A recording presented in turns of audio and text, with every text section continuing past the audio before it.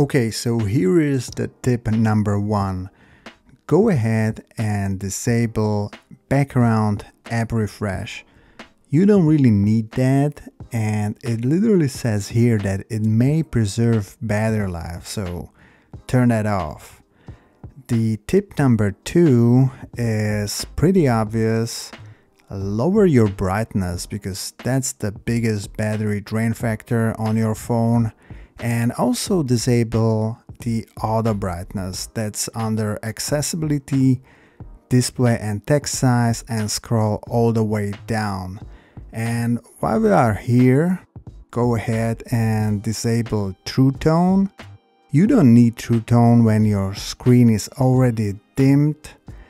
And next is turn on dark mode. Yes, having dark mode enabled all the time will save some battery. And also one pretty obvious tip, use dark or pitch black wallpapers. Tip number 3. Go to Siri and Search and disable everything what you see here. Not just listen for Siri, but everything, because as of now, Siri is pretty much useless and you don't need her. Tip number 4. Go ahead and check your AirDrop and make sure it's set to receiving off. AirDrop is great, but turn it off when you are not using it. And tip number 5. Go ahead and check your notifications and make sure you disable as many apps as possible. Really keep only apps that are essential for you, because every time a notification is received, a small portion of the app is activated to handle it and your battery power gets consumed. So keep only essential notifications. Number 6. If you have 5G data plan, go ahead and disable that. So go to mobile services, mobile data options, and make sure to set it to 4G or LTE or what have you. If you're living in a city, maybe you want to keep it on 5G auto, but if you're living outside of the city, definitely keep it on 4G only. Tip number 7. Disable Find My Network completely. And that's because other people's AirTags will try to use your phone to ping Apple servers. But if you're using AirTags yourself or you're worried about losing your phone, then keep it on. Okay, tip number 8, and this one is pretty obvious. Go to Privacy and Security and scroll all the way down to Analytics and Improvements and make sure that everything here is off. Alright, turn everything off. Okay, next, if you have YouTube Premium, just make sure that the smart downloads are turned off for both YouTube and YouTube Music. Also, if you don't have YouTube Premium, just make sure all your podcast apps and Spotify and such have the automatic downloads deactivated. Alright, so the last tip number 10 is go and Google some shortcuts for saving battery. So I have here mine. I have it as a widget on my home screen, and what it basically does is it turns on low power mode. It sets the brightness to 25% and it turns on dark mode. Let me demonstrate. Okay, for some reason it's not working. Excuse me. For some reason it's not working as it should, because I have set a focus mode called battery saver, and that should get turned on too. And the only thing this focus mode should do is change my wallpaper to pitch black. So let me quickly check that. So let me turn on the brightness a little bit so you can see.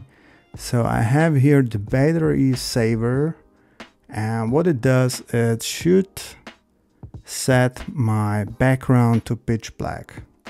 I'm not sure why it's not working at the moment. I will have to look at it more closely.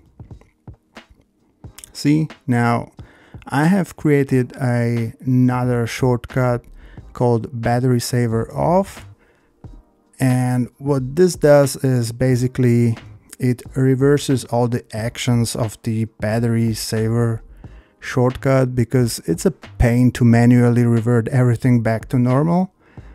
And I just toggle this here from my home screen, so let me try that once again. Okay, so now it's working. Let me turn battery saver off. Yeah, so as I said, I'm pretty much toggling this here manually, but I believe it could be set to activate automatically when the battery reaches a certain percentage. I will have to look more into this, but if you're interested, both links to these shortcuts are in the description below. Just keep in mind, just keep in mind that these are using focus modes named battery saver and personal, and you will have to create the same focus modes, or you can customize the shortcuts to use whatever focus modes you have. Alright, so with this out of the way, let's charge this phone back to 100% and we will begin the stress test. So I'll be back shortly. Okay, the battery is fully charged, as you can see, so we can start with the stress test. First we're gonna start with GTA San Andreas, the definitive edition, at max resolution for 1 hour. Next I will airdrop some 4K footage to the 12 mini, and I will use CapCut to edit and export the project in highest possible resolution and bitrate. And the final test would be downloading the full Genshin Impact game. Again, that's around 30 gigabytes of data. So yeah, let's start with the GTA San Andreas, and let's just double check that the resolution is maxed out.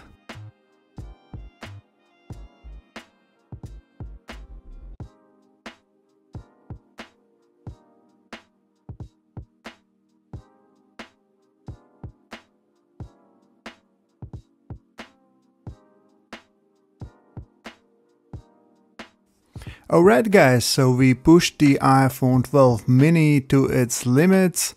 The battery went down to 40% in 1 hour and 22 minutes. And I forgot to mention that my battery is at relatively healthy 94%. So what's the takeaway from all of this? Push this phone hard and the battery goes quick. But overall, the iPhone 12 mini holds up well. It's a solid older phone that still feels fresh.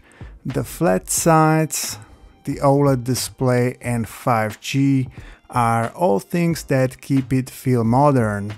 And I have zero complaints on this phone, guys, so if you're looking to buy this phone, don't hesitate. It's a great phone. Just keep in mind that the battery is a limitation. Alright, that's all for today. Have a good one, and I'll catch you in the next video.